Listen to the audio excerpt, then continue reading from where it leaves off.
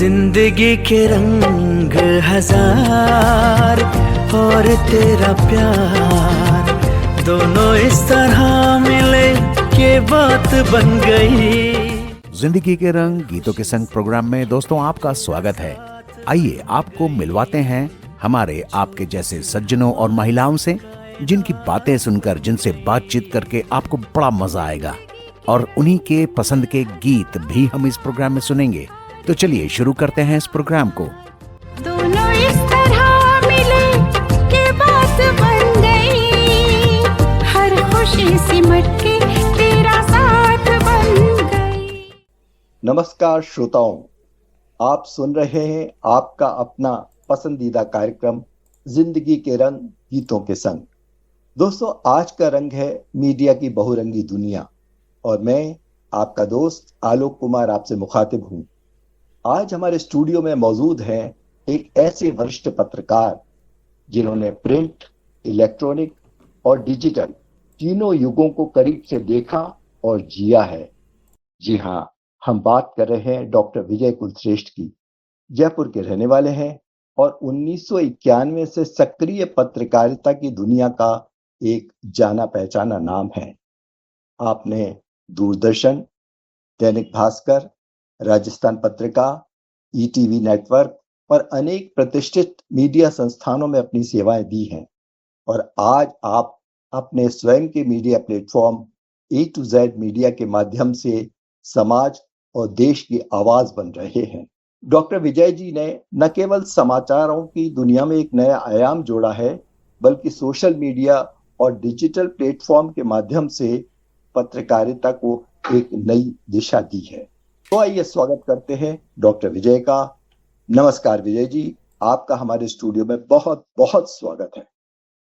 नमस्कार और thank you very much जो आपने हमें बुलाया, थैंक यू। तो डॉक्टर विजय, सबसे पहले हम शुरुआत करते हैं आपकी पृष्ठभूमि से, बैकग्राउंड से। मैं जानना चाहूंगा कि पत्रकारिता की दुनिया में आपकी शुरुआत किस तरह से हुई? सर, पत्रकारिता की दुनिया में शुरुआत बिहार की राजधानी पटना से हुई थी मेरी 1991 में। जी। उस समय दूरदर्शन की शुरुआत हुई थी, पटना दूरदर्शन की स्टूडियो बन ही रहा था उस समय और मैं एक कैजुअल असिस्टेंट के रूप में जुड़ा था। कैजुअल असिस्टेंट होने का मतलब होता है कि आपको महीने में 10 दिन के लिए काम पर बुलाया जाता है। तो वहां से शुरुआत हो गई आपकी पटना से। जी। फिर आपने दूरदर्शन पटना से अपने कैरियर की शुरुआत की थी। उस दौर का कोई अनुभव आज भी कितना प्रासंगिक लगता है आपको? लगता है कुछ रिलेट करता है वहां ने जो आपने अनुभव लिया, आज के दौर में क्या कुछ काम आता है वो? जी, जी, बिल्कुल, बिल्कुल, वहाँ से हमें बहुत सीखने को मिला। उस दौर में जो हमने टीवी के बारे में सीखा वो आज भी काम में आता है। Planning, shooting, voice over, editing, ये जड़ हैं जो आपको हर दिन सिखाती हैं। टेक्नोलॉजी को यूज़ करते हुए और आपको आगे भी ले जाना होता है और इसलिए हम टेक्नोलॉजी को भी यूज़ करते हैं आज के ज़माने में भी। लेकिन बेसिक तो वही है जो हमने शुरू में सीखा था। टेलीविजन शॉपिंग से लेकर अखबारों और न्यूज चैनलों तक आपकी यात्रा बेहद विविध रही है। किन मोड़ों पर आपको लगा कि मीडिया सिर्फ सूचना नहीं, समाज में परिवर्तन का भी माध्यम है? क्या ऐसा संभव है मीडिया के जी, माध्यम जी। से? जी, जी, बिल्कुल, बिल्कुल। आपको याद होगा कि आज के 22-23 साल पहले आपने एक स्टिंग के बारे में सुना होगा, जिसमें जी। राजस्थान के होम मिनिस्टर, मिनिस्टर और कई नेता थे। उस हाँ, टीम में हाँ। रहकर हमें महसूस हुआ कि मैं सिर्फ लोगों को सूचना ही नहीं दे रहा हूँ, इससे समाज में एक जानकारी की लौ फैलेगी और उसका असर भी हमें सबको देखने को मिला था। अच्छा, तो आप उस स्टिंग ऑपरेशन से जुड़े हुए रहे थे उस जमाने में? जी। हो, ये तो बहुत बड़ी बात है। तो आपने दैनिक भास्कर, भास्कर टीवी और राजस्थान पत्रिका जैसे संस्थानों में काम करते हुए आपने कौन-कौन से नए प्रयोग किए जो आज भी यादगार हैं आपके लिए? देखिए सर, मुझे खुशी है कि मैंने अपने ज़माने के जो बड़े-बड़े मीडिया समूह हैं, उसमें काम किया और वहाँ मुझे बहुत सीखने को मिला। आप लोगों ने तंबोला का तो नाम सुना ही होगा। उसमें जी। हमने टीवी के इतिहास में पहली बार पूरे शहर को घर बैठे स्क्रीन के सामने गेम खिलाया था। और वो ऐसा समय था जो एक तरह से जब महाभारत या रामायण आया करती थी, सड़कें खाली हो जाया करती थी। उसी तरह जब भास्कर टीवी पर हमारा जब तंबोला खिलाया जाता था, तो ज़्यादातर लोग टीवी के सामने अपना टिकट लेके बैठते थे और खेलते थे। वो बड़ा मशहूर हुआ था उस ज़माने में।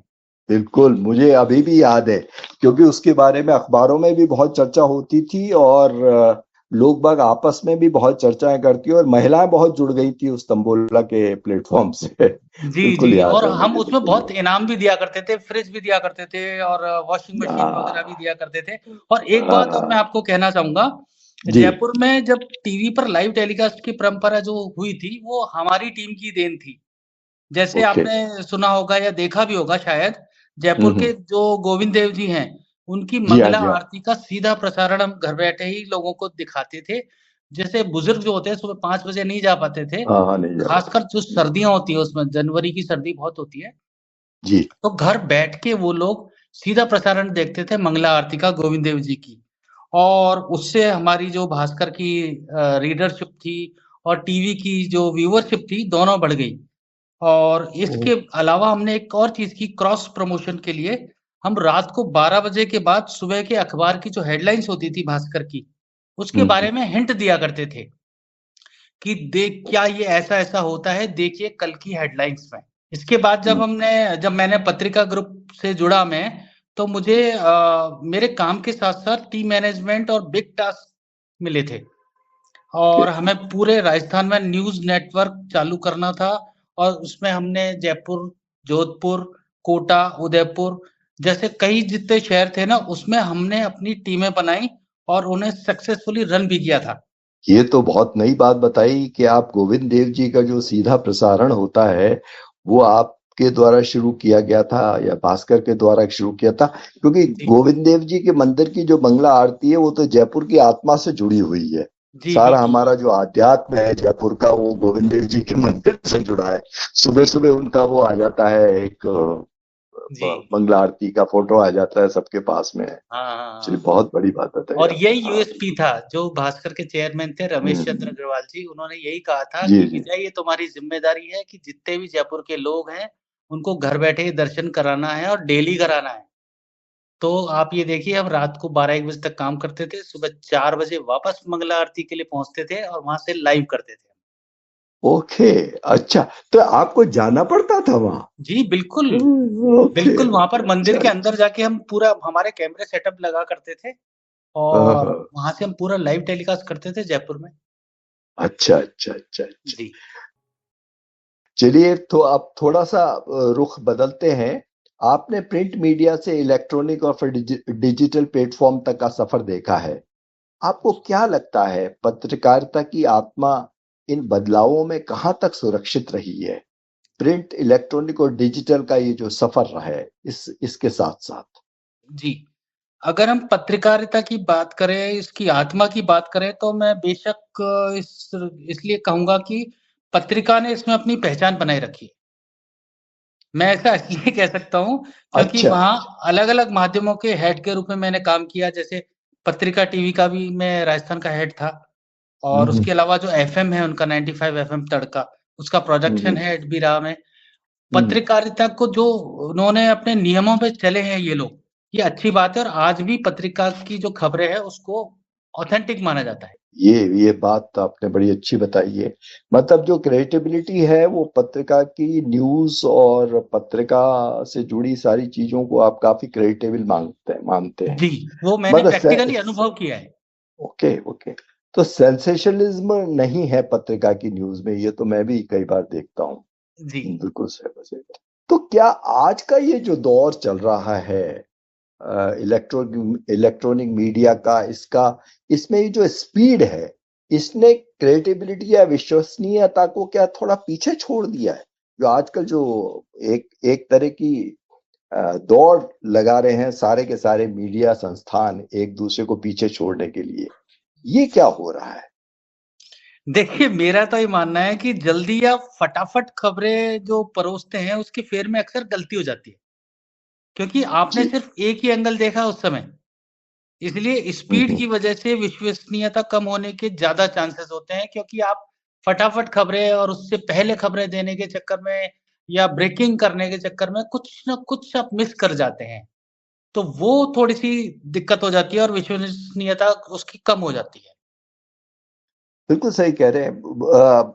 ये सवाल मैं थोड़ा-सा ऑफ द कफ आपसे पूछना चाह रहा हूँ कि जो आजकल इलेक्ट्रॉनिक मीडिया में लाउडनेस आ गई है, जोर जोर से बोलना, जो दूरदर्शन का क्लासिकल अंदाज था वो तो बिल्कुल कहीं पीछे छूट गया है। जोर जोर से बोल के जो एंकर्स हैं वो इतनी तेजी से जोर से बोलते हैं कि समझ में नहीं आता कि हो क्या रहा है, सच क्या है, झूठ क्या है। इस पे कुछ कहना चाहेंगे? हालांकि ये बड़ा कंट्रोवर्शियल सा टॉपिक है। नहीं कंट्रोवर्शियल नहीं मानता मैं तो उसको। अच्छा, मैं तो ये मानता अच्छा। हूँ कि आज के जो एंकर है या कोई भी जो टीवी चैनल वाले जो होते हैं, होस्ट होते हैं, तो वो आज जनता की जो पसंद होती है लगभग उसी को देखते हुए चलते हैं। वो टीआरपी बढ़ाने के लिए करते हैं। कई आपने देखे होंगे उसकी आवाज को ही एकदम अलग तरीके से कि गौर से देखिए, इस टाइप की वो अपना अंदाज बना के रखते हैं जिससे बिल्कुल, बिल्कुल, वो बिल्कुल। पॉपुलर हो जाएं। लेकिन जो समझदार इंसान होगा या जो एक अच्छे अंदाज का होगा, पढ़ा लिखा सज्जन पुरुष होगा, वो थोड़ा देखेगा ये थोड़ा ज्यादा ही ओवर हो रहा है।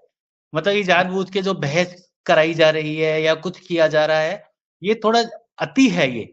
और आप ये देखिए इस अति की वजह से जो आज का यूथ है, वो टीवी जो दीवार पे टंगा हुआ टीवी है उससे दूर हो गया है। आप जी, देखिए जी। वो मोबाइल में ही देखते हैं। अगर उनको कोई खबर बिल्कुल सर। देखनी होती है वो मोबाइल में जाएँगे। वो जी, टीवी जी। चैनल नहीं देख रहे आजकल। बिल्कुल सही बात है, बिल्कुल। अभी ऑपरेशन सिंदूर में भी हमने देखा ही कि जी। किस तरह से चैनल्स ने किया था। अब ये न्यूज़ चैनल्स और डिजिटल पोर्टल्स के बीच में भी काफ़ी राइवलरी और प्रतिस्पर्धा चल रही है। इससे क्या खबरों की गुणवत्ता पे या क्वालिटी पे कोई असर पड़ रहा है? अ, अभी जो न्यूज़ चैनल जो भी काम कर रहे हैं और जो सोशल मीडिया या जो डिजिटल प्लेटफ़ॉर्म पे काम हो रहा है, आप जी, उसमें देखिए डिजिटल मीडिया पर जो भी आ रहा है या सोशल मीडिया पर जो आ रहा है, जी। सोशल मीडिया पर ख़ास तौर से अपने व्यूज़ और लाइक्स बढ़ाने के लिए काम कर रहे हैं लोग। ओके, कुछ ओके, भी ओके। आप ऐसा करना चाहते हैं जिससे मेरे लाइक्स बढ़ जाएँ, मेरे सब्सक्रिप्शन बढ़ जाए, यूट्यूब से मेरे को पैसा मिल जाए, वो उनका मकसद वो होता है, उनका मकसद पत्रकारिता नहीं है। अगर आप टीवी चैनल को देखें या अखबार को देखें, तो हुँ, उनका हुँ। जो प्रोफ़ेशन है, उनका जो पेशा है, वो सिर्फ़ पत्रकारिता है, उनको सनसनी नहीं फैलानी, क्योंकि उनका हुँ, रोज़ाना हुँ। का ही ये काम है। और जो हुँ। सोशल मीडिया वाले हैं, आप ये देखिए साल, 2 साल, 3 साल बाद कहाँ होते हैं ये लोग। जी, बिल्कुल सही बात है। बहुत सारे चैनल्स बंद हो जाते हैं, बहुत सारे चलते रहते हैं ओटीटी प्लेटफ़ॉर्म्स। बिल्कुल सही जी, बात। अच्छा, अब आपके ए टू ज़ेड मीडिया के बारे में कुछ बात करते हैं। आप ए टू ज़ेड मीडिया और लाइव न्यूज़ जैसे डिजिटल प्लेटफ़ॉर्म चला रहे हैं। जी। इस नए माध्यमों में पत्रकार की भूमिका किस तरह से बदल गई? जी, देखिए भास्कर ग्रुप हो या पत्रिका ग्रुप या उससे पहले जो मैं दिल्ली में रहता था, मैं हमेशा चीफ पर्सन जो होते हैं, उनके साथ ही मैंने रहकर काम किया है। जी। लेकिन जब मुझे अपनी कंपनी या चैनल का काम देखना होता है, तो थोड़ी ज़्यादा ज़िम्मेदारी निभानी होती है। पहले ओके। उत्तरदायित्व था, अब ज़िम्मेदारी ज़्यादा है। इसमें के क्या-क्या काम कर रहे हैं? कुछ ब्रीफ में कुछ बता पाएँगे आप हमें? आप ए टू जी, ज़ेड मीडिया में हैं उससे। जी, जी। मैं आपको बताता हूँ। जो ए टू ज़ी मीडिया है, वो एक तरह से अम्ब्रेला है डिफरेंट टाइप्स का। जैसे समय हमारा जी। डिजिटल जो पोर्टल होता है, न्यूज़ का पोर्टल, वो भी है लाइव न्यूज़ के नाम से। और यूट्यूब अच्छा, का जो चैनल है, वो भी है लाइव न्यूज़ के ही नाम से। और जितने भी अच्छा। सोशल मीडिया के जो प्लेटफ़ॉर्म्स हैं, जो पॉपुलर हैं, एक्स है या और भी कई हैं, थ्रेड्स हुँ, हुँ। वगैरह है, उन हुँ। सब पर हमारा जो लाइव न्यूज़ का चैनल है, वो चलता है और उसके सब्सक्रिप्शन या लोगों को भी पसंद आता है थोड़ा बहुत, हम जो मेहनत करते हैं। और हाँ, उसके अलावा जो ए टू ज़ेड मीडिया जो हमारी कंपनी है, वो वेबसाइट बनाना, मोबाइल ऐप बनाना या किसी इवेंट ओके। को लाइव करना। जी, जैसे जी। अभी जो हमारी टीम है वो मालदीव में है और वहाँ पर जो भी टूर्नामेंट्स होते हैं नेशनल लेवल के या हुँ, हुँ। आइलैंड लेवल के, अटॉल जिसको ओके। कहते हैं, जैसे अपने यहाँ डिस्ट्रिक्ट होती है वैसे वहाँ पर अटॉल होते हैं। अच्छा, अच्छा। तो उनके आपस में क्योंकि 1200 आइलैंड है वहाँ पर और ओह उसमें हो! से 200 आइलैंड के आसपास ही लोग बसते हैं वहाँ पर। तो उनके जी, जी। आइलैंड के आपस में मैच होते हैं और वो ओह होते हैं हो! वॉलीबॉल। वहाँ वॉलीबॉल बहुत मशहूर है। अरे वाह! तो वाह! वहाँ पर हुँ। जो भी लाइव होता है उसमें हमारी टीम काम करती है और उनके जो चैनल होते हैं उस पर हमारा लाइव का पूरा होता है। पूरा एचडी क्वालिटी का और ये सब होता है। हमारे क्लाइंट्स ज़्यादातर बाहर के होते हैं, जैसे यूएसए है या मालदीव्स हैं, इस तरह के। हुँ। ये बढ़िया बात बताई आपने, वॉलीबॉल की बड़ी याद दिला दी, क्योंकि हम जब छोटे थे तो वॉलीबॉल बड़ा पॉपुलर गेम हुआ करता था जी। और अब आजकल वॉलीबॉल मेरे को कहीं दिखाई नहीं देता है। तो आपको क्या लगता है कि जो पारंपरिक प्रिंट मीडिया था, ये अब आने वाले समय में समाप्त हो जाएगा या चलता रहेगा, या इसका एक अलग अस्तित्व बना रहेगा? जिस तरह से ये डिजिटल और इलेक्ट्रॉनिक छा रहे हैं, उसके परिप्रेक्ष्य में पूछ रहा हूँ। जी। देखिए, मेरा तो ये मानना है प्रिंट मीडिया की प्रासंगिकता जो है वो कभी भी खत्म नहीं हो सकती। जी। हाँ, ये ज़रूर है कि वो स्पीड के मामले में पीछे रह जाए, क्योंकि अगले दिन छपना है अखबार तो रात को 12 बजे तक खबर आपको लगानी है। तो लेकिन स्पीड की अगर बात ना करें अगर अपन, तो वो डॉक्यूमेंटेशन जो होता है, उसकी वजह से वो सर्वकालिक एक्सेप्टेबल रहेगा। आप ये देखिए टीवी पर आपको अगर मान लीजिए 17 जनवरी को क्या खबर आई, आपको क्या पता है? नहीं पता आपको। अगर डिजिटल प्लेटफ़ॉर्म पे है उसको बहुत स्क्रॉल करना पड़ेगा आपको। लेकिन अखबार या प्रिंट मीडिया जो है, वो एक कानूनी रूप से भी माना जाता है। वो डॉक्यूमेंटेशन मानी जाती है और ये हमेशा ही एक्सेप्टेबल रहेगा। हम चाहे उसको कम कर दें, लेकिन ये खत्म कभी नहीं हो सकता। मेरे ख्याल में आपकी बात काफी दमदार है और काफी इसमें वजन है। बिल्कुल सही बात। विजय जी, अब सोशल मीडिया के बारे में कोई बातचीत करते हैं। आज सोशल मीडिया लोगों की आवाज बन चुका है। आपको जी। क्या लगता है इसकी लोकप्रियता के पीछे सबसे बड़ा कारण क्या हो रहा है? क्यों इतना लोकप्रिय हो रहा है? जी, देखिए अभी कुछ दशकों पहले से जो इंटरनेट की इसकी जो शुरुआत हुई थी, इंटरनेट इसकी सबसे बड़ी वजह है। जी। और आज हर इंसान के पास मोबाइल है और वो आसानी से इंटरनेट का एक्सेस कर लेता है और 5G आने के बाद आपने देखा होगा ज़्यादा वीडियोज़ बनने लगे हैं। मतलब जी। वीडियोज़ बनाने का चलन बढ़ गया है और हाँ, मोबाइल हाँ। ऐप्स आ गई हैं कई और जो इसमें अपना योगदान देती हैं और सोशल मीडिया अब जनता की आवाज़ इसीलिए बन चुका है। क्योंकि हर एक के पास मोबाइल है, हर एक के पास 5G कनेक्शन है या कम से कम 4G तो है ही है। हाँ, हाँ। तो वो हर जना मतलब आज की तारीख में अगर देखा जाए तो हर जना मीडिया पर्सन है। सही बात है। मतलब आम तौर से हर तरह से सुलभ चीज है मोबाइल, और मोबाइल के थ्रू सारा सोशल मीडिया जी। बिल्कुल हाथ में है आपके, हर चीज। और जी, जी। 24 घंटे हाथ में है, सुबह से रात तक, रात से सुबह तक, हर वक्त है आपके साथ। हाँ, बिल्कुल सही नींदें कम हो गई है इसके चक्कर में बात। लोगों नींदें की। कम हो गई है, बिल्कुल सही। भाई टीवी भी आपको देखना पड़ता है, अखबार भी आपको उठाना पड़ता है, जी, लेकिन मोबाइल तो आपका एक बॉडी का पार्ट बन गया है एक तरह से। आप बिल्कुल सही बिल्कुल कह extended part of body. Extended part of body बन गया है। सोशल मीडिया ने आम नागरिक को अपनी बात रखने का मौका तो दिया है, पर इसके कुछ नेगेटिव पहलू भी सामने आए हैं।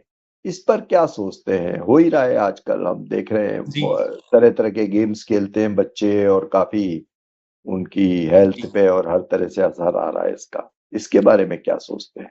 मैं आपको बताता हूँ वही बात आती है घूम फिर के, जो इंटरनेट की सुविधा वाला मोबाइल जिसके पास है, तो वो उसका उपयोग कर ही रहा है।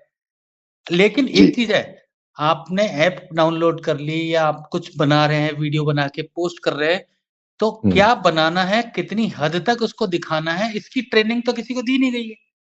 जी। जी। ये तो जी। ओपन हो गया। मतलब आज किसी के पास मोबाइल आया, उसने कुछ भी बोला और पोस्ट कर दिया। इसकी ट्रेनिंग नहीं है उन लोगों के पास। अब ये मान लीजिए हर व्यक्ति मीडिया पर्सन है, तो ये गलत नहीं होगा कि वो किस तरह से अपने भावों को प्रकट करता है।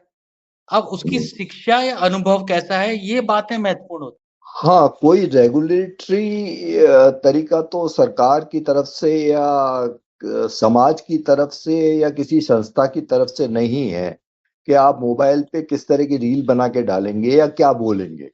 जी, और ये हो हर भी नहीं आदमी सकता, को हो भी क्योंकि नहीं सकता। अभिव्यक्ति की स्वतंत्रता की बात आ जाती है। अगर किसी को हम्म, ये बोला जाए कि आप ये गलत कर रहे हैं, तो वो हम्म, बोलता है कि अभिव्यक्ति की स्वतंत्रता अब हमारी छीनी जा रही है।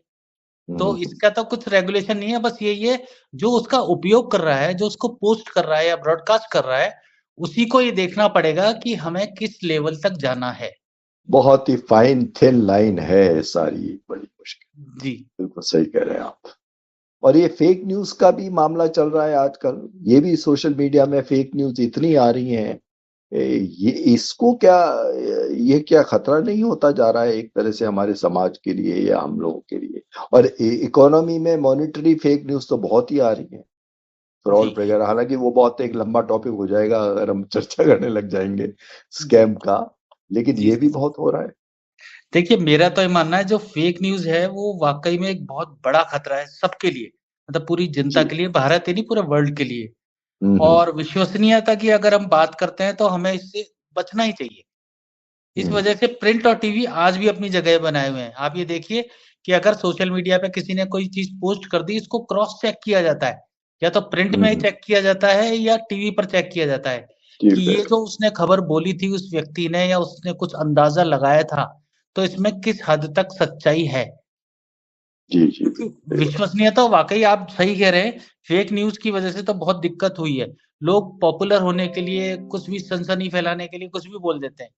लेकिन हुँ, अब ये जो जनता है जो सुन रही है, देख रही है, पढ़ रही है, ये उसी हुँ, को ही तय करना होगा कि हमें किस फेक न्यूज़ को आगे बढ़ाना है या नहीं बढ़ाना है।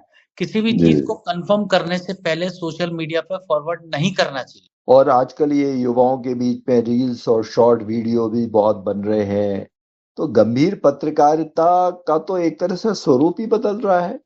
ये इसको इसको किस तरह से कंट्रोल किया जाए या इसका स्वरूप किस तरह से रेगुलेट किया जाए, ऐसा कुछ सोचते हैं आप लोग पत्रकारिता की दुनिया में? जी मेरा तो ये मानना है कि जो सोशल मीडिया है ना, उसको हुँ, पारंपरिक मीडिया या पत्रकारिता की थोड़ी समझ तो है, लेकिन नकल कभी भी असल की जगह नहीं ले सकती है। जी। सोशल मीडिया अपनी अलग स्टाइल से चलता है और दोनों अपने-अपने रूप में पत्रकारिता करते हैं। अपन ये किसी को ये नहीं कह सकता कि आप इतना कीजिए या इतना मत कीजिए या ये आपने क्यों किया। वही वाली बात घूम हुँ। के आ जाती है कि अभिव्यक्ति की स्वतंत्रता वाला मैटर आ जाता है। बिल्कुल सही बात। चलिए, तो आप करीब 3 दशकों से अधिक समय से मीडिया से जुड़े हैं। आपको क्या लगता है पत्रकारिता का भविष्य अब किस दिशा में जा रहा है? क्या होगा जब हर आदमी मीडिया पर्सन सा बन गया है? जी। क्या करेंगे हम लोग? देखिए मेरा तो मानना है कि अब समय आ गया है कि हमें फेक और असल में जो फ़र्क है वो समझना बहुत ज़रूरी है। अब आपने देखा होगा कि अभी एआई का ट्रेंड बहुत चल गया है। और हाँ, एआई की मैं वजह से एग्ज़ाम्पल। बहुत भ्रामक स्थिति हो गई है। हुँ, हुँ, मतलब हुँ, इसके हुँ। लिए सरकारें और संस्थानें भी काम कर रही हैं, कुछ तैयारियाँ कर रही हैं, हुँ, लेकिन हुँ। आपको इस चीज़ में अब ये खुद को तय करना होगा जनता को कि ये हुँ, फ़ेक है और इसको हमें आगे नहीं बढ़ाना है। असल को और फ़ेक में जो फ़र्क है, वो उनको समझना उनकी बुद्धिमत्ता के ऊपर ही है, कि वो उनको ही जी। तय करना होगा। यही मैं एक यही आर्टिफिशियल इंटेलिजेंस के बारे में भी जानना चाह रहा था कि डिजिटल तकनीकी पत्रकारिता के लिए एआई तो एक बहुत बड़ा खतरा सा होता जा रहा है, जिसको कहते थे अभी इसमें कई लोग तो ऐसी-ऐसी चीज़ें बना के बॉलीवुड की पुरानी डाल रहे हैं कि समझ में नहीं आता कि ये क्या है और क्या नहीं है। जी, जी, जी। मेरा तो ये मानना है कि यदि आप तकनीक को साथ लेकर पत्रकारिता करेंगे, तो बहुत हुँ, अच्छी बात है। लेकिन हुँ, हुँ। यदि आप तकनीक को ही पत्रकारिता का मूल बना लेंगे, तो वो शायद अच्छा नहीं होगा।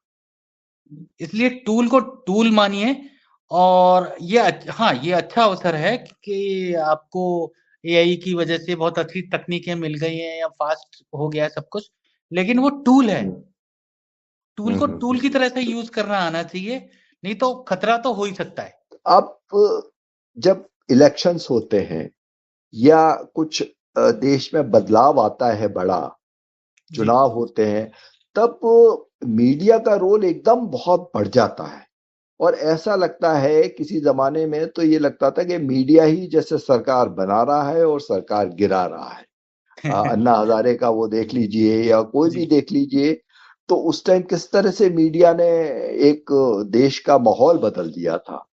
तो जी, जी, अगर मैं जी। ये कहूँ मीडिया ही आज का राजा है, तो आप क्या कहेंगे इस बात पे? नहीं, ये कहना तो उचित नहीं होगा। हुँ, मेरा ये मानना है कि आज की जो जनता है, उसको ये पूरा मतलब ये समझना बहुत ज़रूरी है कि जो खबर आप देख रहे हैं, सुन रहे हैं, पढ़ रहे हैं, वो किसी घटना का विवरण है। मतलब ये नहीं है कि उसने कुछ घटना मीडिया वाले ने कुछ घटना बना दी। जो घटना हो रही है कहीं पर किसी भी शहर या में या किसी देश में, उसका विवरण वो जनता को पहुँचा रहे हैं। और इसलिए मतलब ये कहना कि मीडिया ही राजा है, वो नहीं है, क्योंकि वो घटना तो कोई और कर रहा है ना।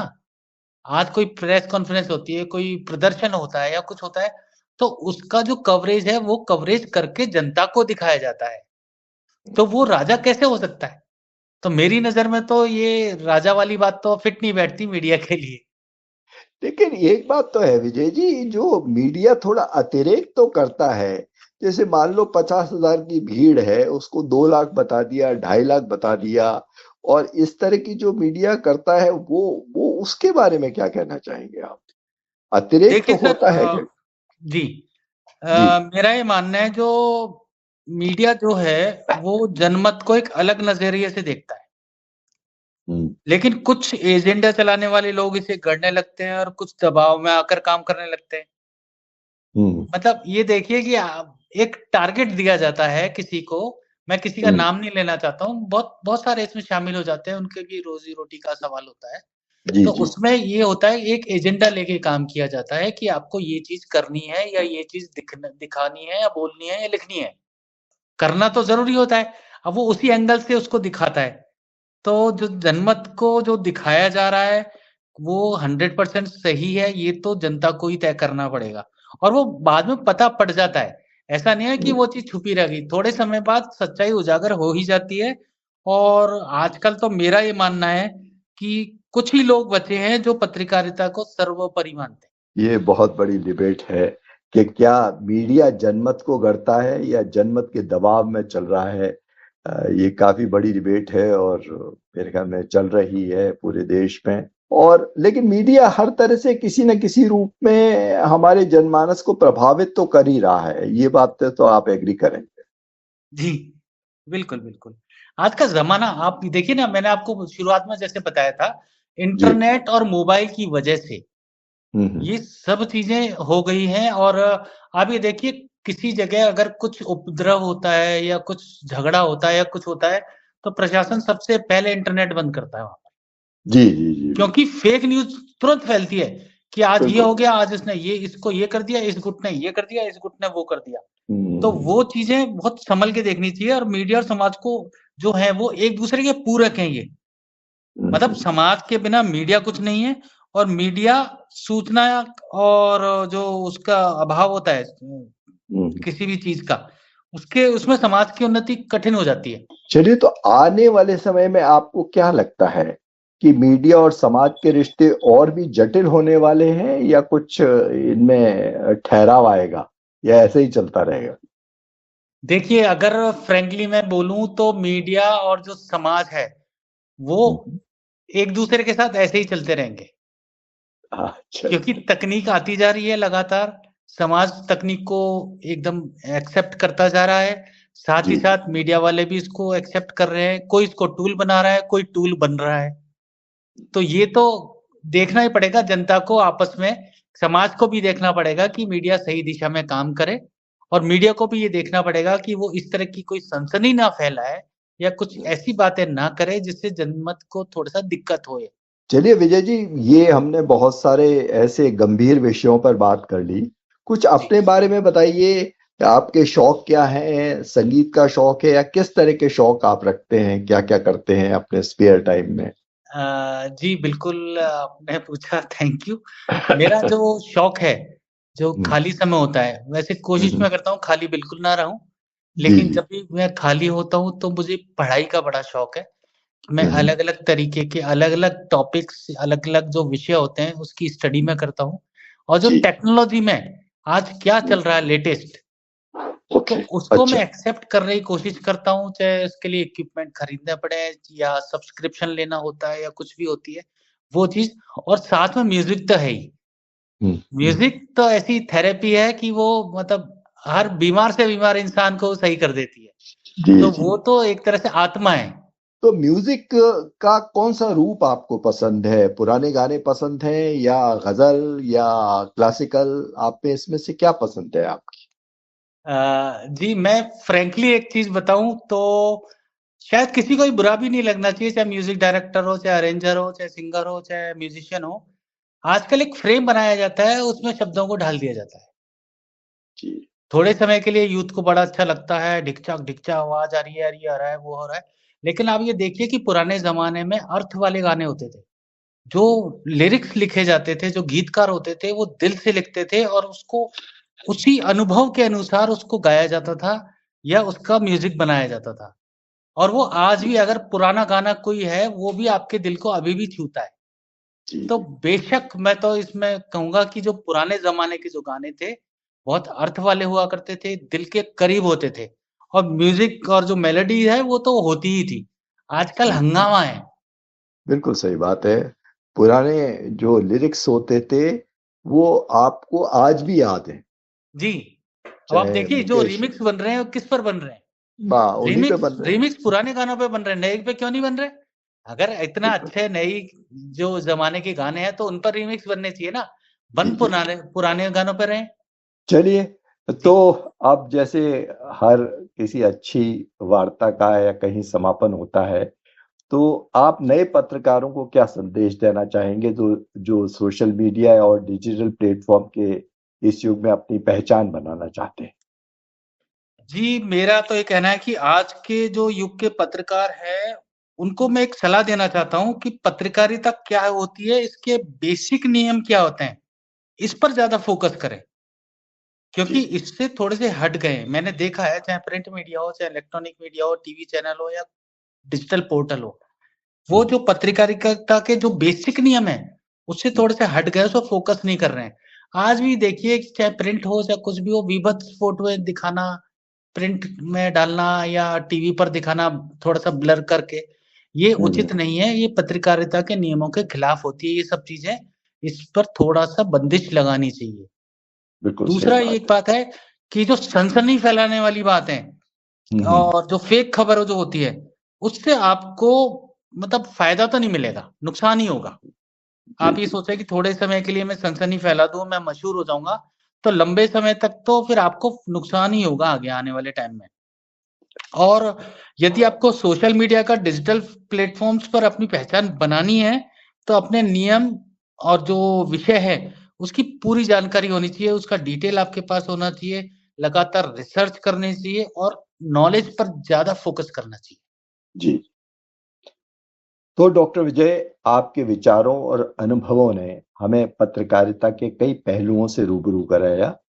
जी, आपकी बातों से स्पष्ट है कि तकनीक चाहे कितनी भी आगे बढ़ जाए, जी, लेकिन पत्रकारिता का मूल तत्व सत्य, जिम्मेदारी और समाज के प्रति संवेदनशीलता हमेशा फोकस में रहना चाहिए, केंद्र में रहना चाहिए।